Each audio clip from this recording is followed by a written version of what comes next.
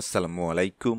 আইপিএলের ৬৩তম ম্যাচে আজকে মুখোমুখি হয়েছিল মুম্বাই ইন্ডিয়ান্স এবং দিল্লি ক্যাপিটালস। প্লে অফে ওঠার জন্য দুই দলের কাছেই এই ম্যাচটা ছিল ভীষণ গুরুত্বপূর্ণ।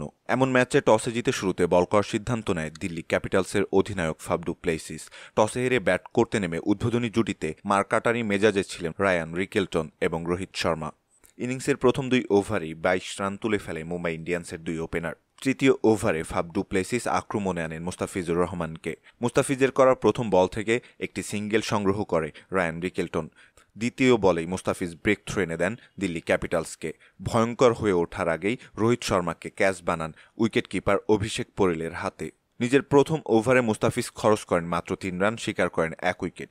দ্বিতীয় ওভার বল করতে আসেন ইনিংসের পঞ্চম ওভারে। সেই ওভারে মুস্তাফিজ খরচ করেন ১২ রান। এরপর মুস্তাফিজকে ফাফ ডু প্লেসিস আবারও আক্রমণে আনেন ইনিংসের ১৪তম ওভারে। সেই ওভারে মুস্তাফিজ কোনো উইকেট শিকার করতে না পারলেও খরচ করেন ৯ রান। মুম্বাই ইন্ডিয়ান্সের ইনিংসের ১৮তম ওভারে বল হাতে আবারও আক্রমণে আসেন মুস্তাফিজুর রহমান নিজের শেষ ওভার বল করার জন্য।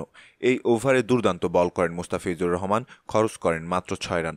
তবে এই ওভারেও তিনি কোনো উইকেট শিকার করতে পারেননি। ফলে নিজের ৪ ওভারের স্পেল শেষ করেন ৩০ রান খরচায় ১ উইকেট শিকার করে। এই প্রতিবেদন লেখা পর্যন্ত ১৯ ওভার শেষে ৫ উইকেট হারিয়ে ১৫৯ রান সংগ্রহ করেছে মুম্বাই ইন্ডিয়ান্স। মুম্বাইয়ের পক্ষে সূর্যকুমার যাদব দুর্দান্ত ব্যাট করেছেন। মাত্র ৩৭ বলের মোকাবেলায় নিজের ৫০ তুলে নিয়েছেন তিনি। অন্য প্রান্তে ৪ ছক্কার ফুলঝুরি ছড়ান নামান ধীর। দর্শক, এই ছিল আমাদের হাতে থাকা সর্বশেষ ক্রিকেট আপডেট।